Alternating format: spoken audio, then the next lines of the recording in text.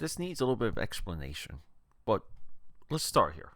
November 28th, 1981. Spider-Man and His Amazing Friends, Episode 12, Pawns of the Kingpin. The second animated appearance of Captain America in his second series. Previously, he was in the Spider-Man series where, well, he got kidnapped by Red Skull, and now he's going to get kidnapped by Kingpin all over a giant gun. It's a gun. It's a magical gun. Everyone needs it. Kingpin wants it. Captain America's in the way. AKAPAD. Quiet on the set! Camera speed. Sound production, take one. Action! Yeah, so I apologize if you do not like the Captain America character. Because in all my social media feeds, in my YouTube feed, in this very podcast feed, AKAPAD The Film Buff podcast, welcome back everyone. We're doing some Captain America, and we're doing a lot of Captain America. I try and bring you a complete scope through a series of episodes. I wanted to start with Captain America animated, and the reason for this, well, I know a lot of people don't think about it. I think about it. I went through his entire media filmography or mediaography, whatever you want to call it. Captain America in media, such and such.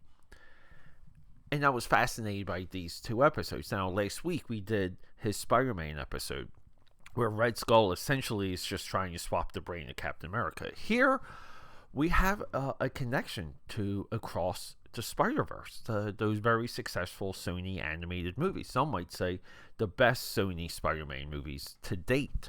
I don't think we're going to get any more moving forward either, except for the third one. Pawns of the Kingpin is the Kingpin trying to hijack science. This is comic book accurate. A lot of people conflate the Kingpin as being a crime lord, but Kingpin's pivot to crime lord only stuff was contributed to Frank Miller, who took over the Daredevil book and rolled in the Kingpin and took away his scheming and really made him into a Godfather-like figure or a Tony Soprano-like figure. Kingpin wants a gun.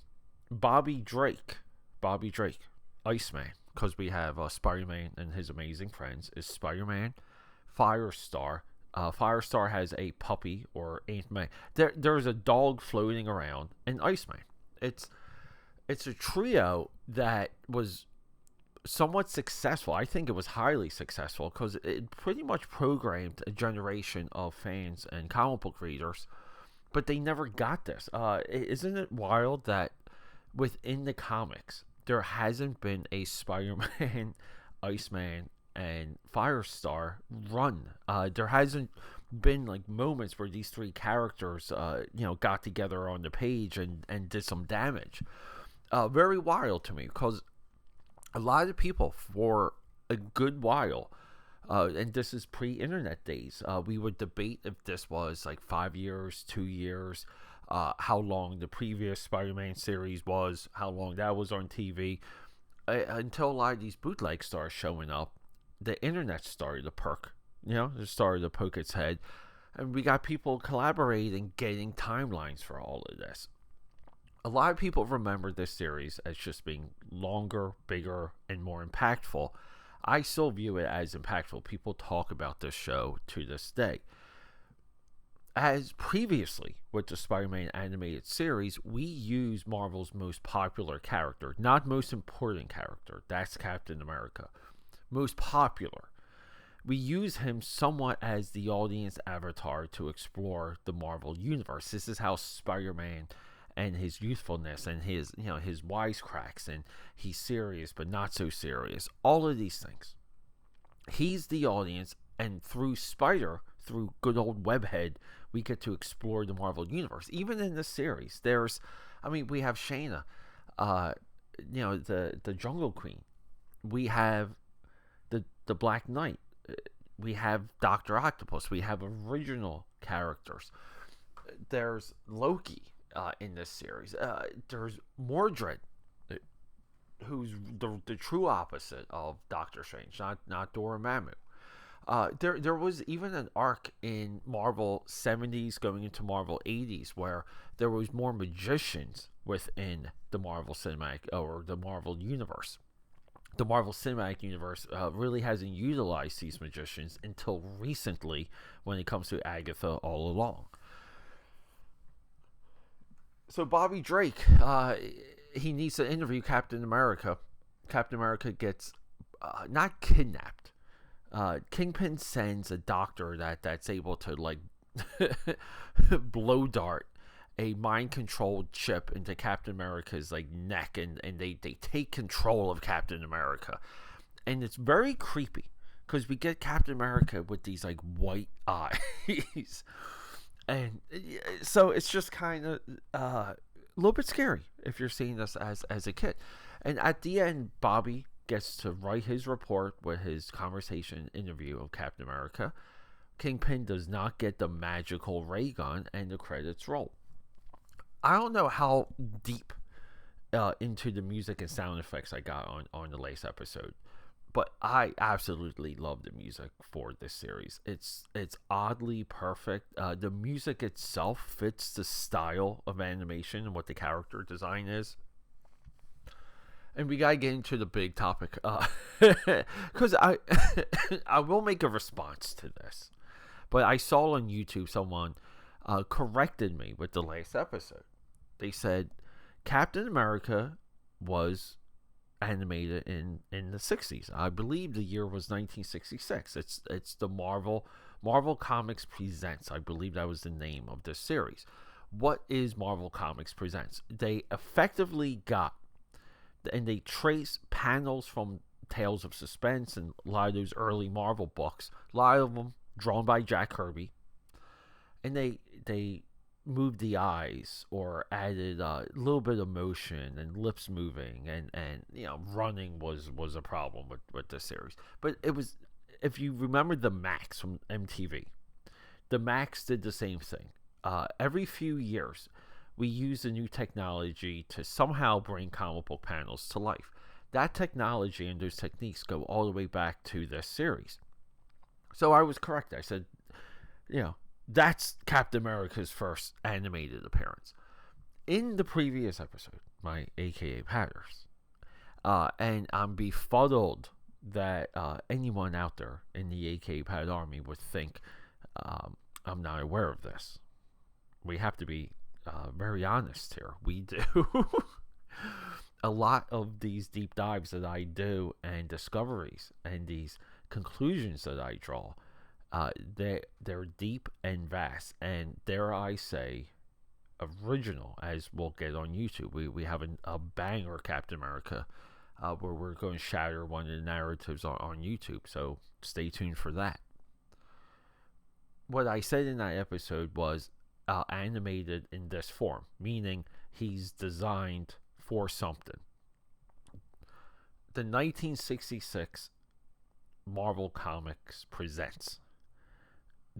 They're fun footnotes, but we can also make an argument that the 1941, I believe, or 42 Captain America Black and White 14 episode movie serial isn't Captain America, because it's not Steve Rogers and he doesn't have the shield.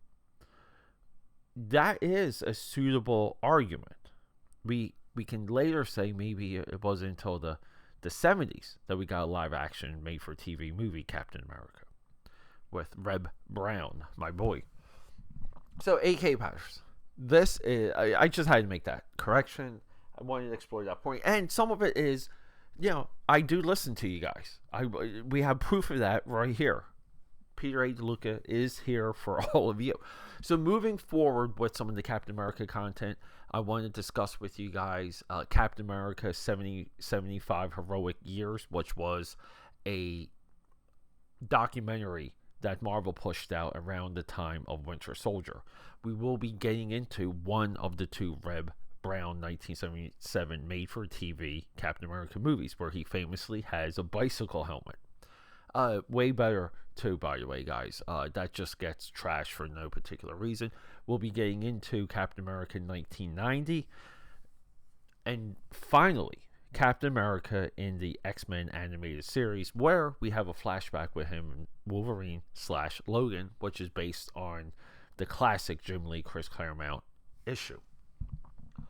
guys, these oh yeah, and also we'll be doing an episode on the 1941 Captain America, the black and white serial. I try and weave a complete view, and even on YouTube, we're mining a lot of things that get Captain America news stories. We got a Captain America PSA, an energy PSA, which is technically his first or second animated appearance. I mean, if we roll in the Marvel stuff, everything becomes second or third or fourth. But we have that presentation that's already live, that's already published, that's there right now.